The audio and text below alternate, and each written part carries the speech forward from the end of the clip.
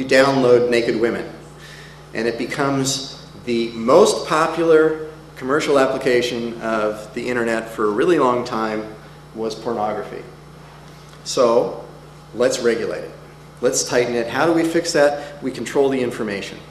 We make sure that the internet service providers are only sending out what we think is proper and good to send out. What happened, what would have happened, what wouldn't have happened if that's the way that we went? Because those were the arguments that were on the table. There were bills introduced to affect that policy.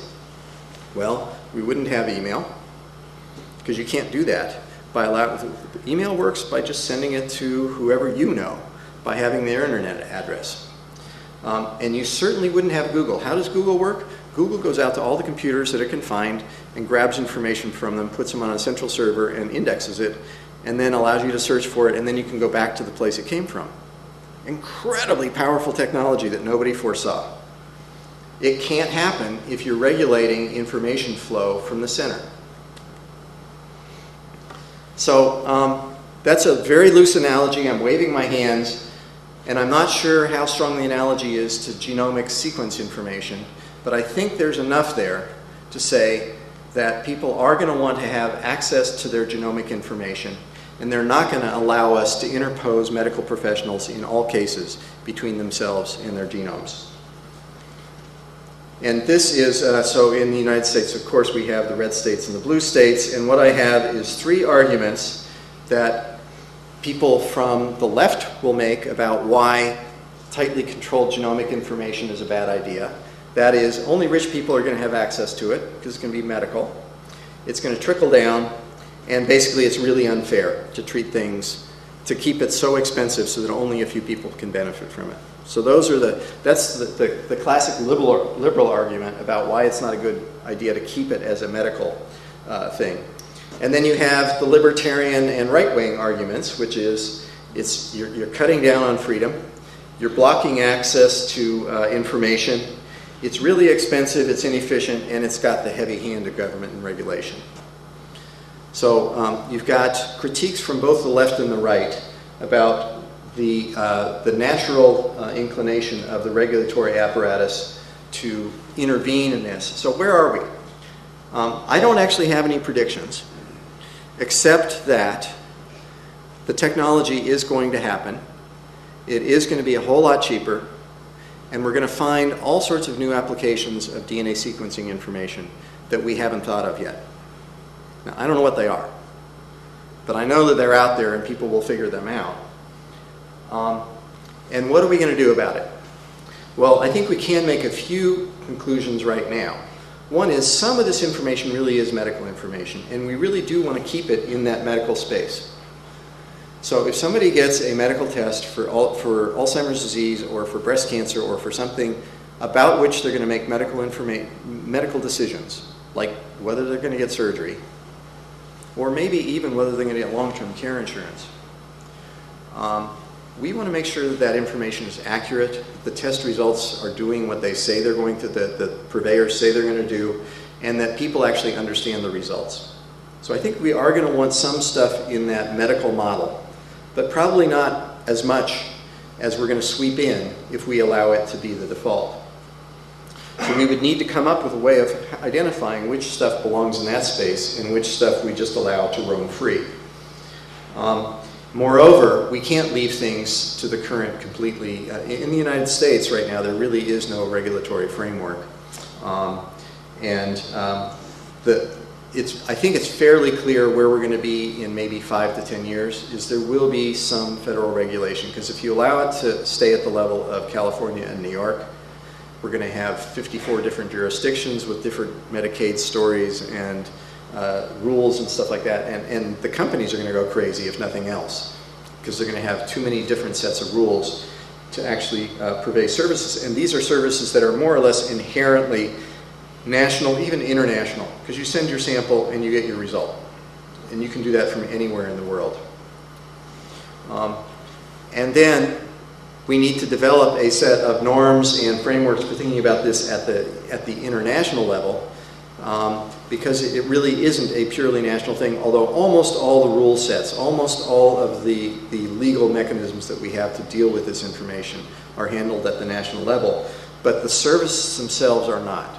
And what's happening in the medical business overall, if you think about it in devices, biotechnology, and pharmaceuticals, there's been a migration over the last 15 years, very rapid migration, to more and more consonance among the jurisdictions about how they handle medical technologies.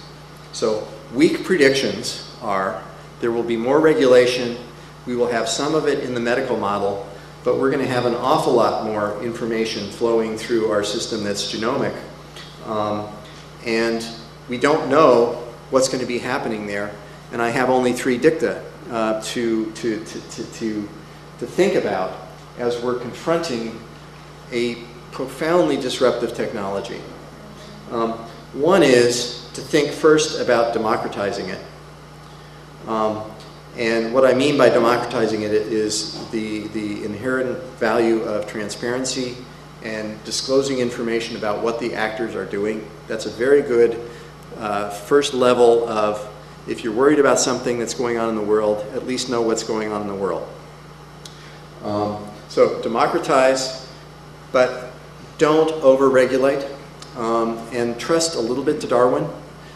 Let the companies that do really dumb stuff die, but let them do it. And let the market do some of the work. But at the same time, we are going to have some regulation. So we need oversight on top of transparency to be able to identify those little pockets of information that truly are medical and where people really could make catastrophically bad mistakes if we don't think very carefully about keeping some stuff in that medical space. And I'll finish there. Thank you.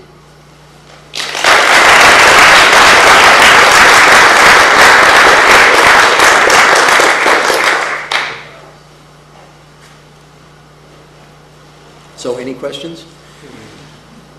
Befuddled everybody? Hi, thanks for that. Very cool.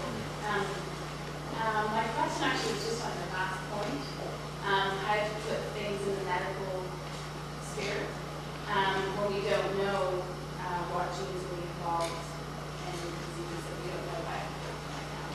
So how do you do that?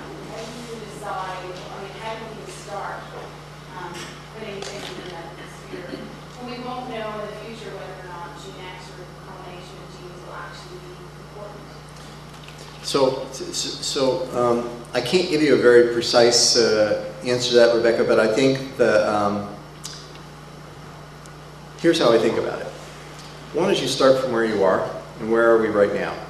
There are a bunch of things that we do already considered very clearly medical tests: Huntington's disease, ApoE, BRCA testing. And certainly they're already in the medical model.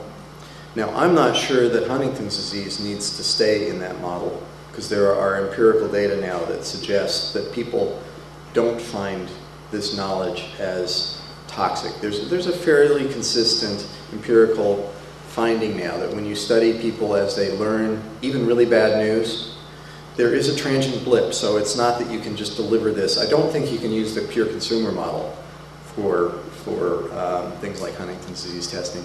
But I don't think we need this incredibly laborious model of pre-test, test, post-test counseling. And this is largely based on what's been done with Huntington's disease and with Alzheimer's disease. Turns out people do often have a kind of a transient blip of anxiety, but they actually restore to by the end of a year, they're usually back down to baseline. And the most robust finding, interestingly, in these studies, is that the people who get tested and get a good result have a drop of anxiety and a drop of scores on these psychometric measures. And the people who never get tested and the people who get the bad results tend to come out on the same kind of straight line trajectory. So it looks like usually for most of these tests and the studies that have been done, what you have is a clear benefit for the people who test low risk and kind of a stable baseline with people who get bad news having a blip of anxiety in the short run. That's an overgeneralization, but that's a fairly robust spike. The medical consequence of that is you do need